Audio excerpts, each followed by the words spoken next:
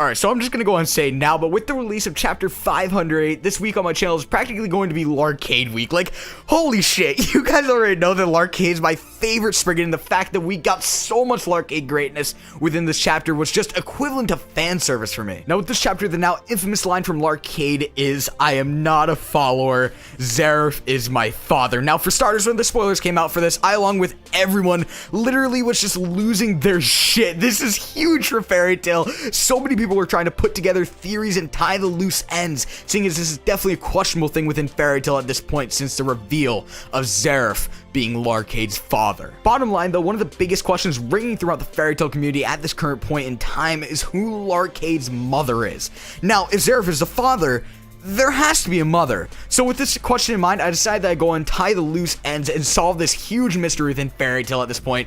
And as well, at this point within the community, many people have narrowed it down to where people are saying it's either Eileen or Mavis who is Larcade's mother. Now, for starters, in this instance, I'm not too sure if I could actually consider Eileen to be much of a candidate. Sure, she's one of the closest females to Zeref, but Larcade really has no resemblance to Eileen when you really think about it. However, Mavis, on the other hand, could actually possibly be Larcade's mother for numerous reasons. Now, first of all, the newest volume of Fairy Tail released this cover page, and on this cover page, we see none other than the man himself, Larcade.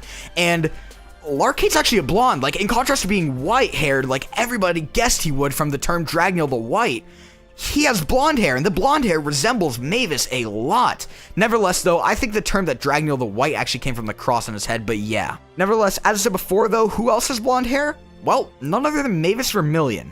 So, although there's a very minuscule similarity between the two, it's still evidence. Continuing on, though, when Mavis is brought up, many people question how she could have possibly birthed the child, especially Zeref's child, seeing as they never had a long-lasting relationship, and as well, because Mavis is just so young. Like, she's not young in age, but her body is just very, very young.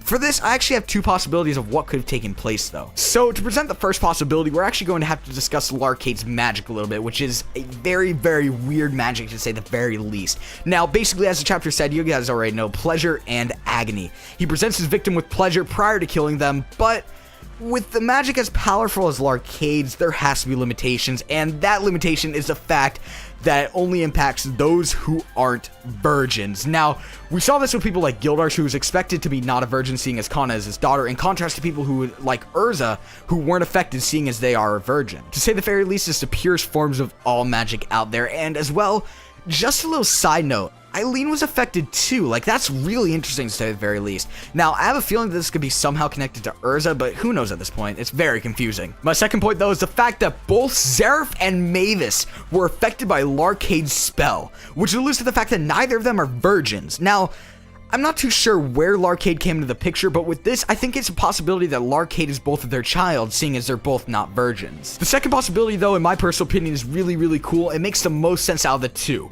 Now, I'm pretty sure I saw this one in my comment section, not too sure who exactly said it, but you definitely know who you are if you're watching this video. Nevertheless, though, what if when Mavis died to cope with her death prior to giving her back to Hades, Zeref sampled some of Mavis's DNA and combined it with his DNA to manufacturally create Larcade? Now, this would just be absolutely insane. Tell me what you guys think about this theory in the comment section below, because I personally find it to be really, really possible, and if it came true, that would be absolutely fucking insane. Nevertheless, that's going to wrap it up for today's video. Tomorrow, I'll be discussing Larcade once again. As I said before, this is practically going to be Larcade week, so go ahead and stay tuned for that. Leave a like to show your support, and subscribe if you're new. Peace.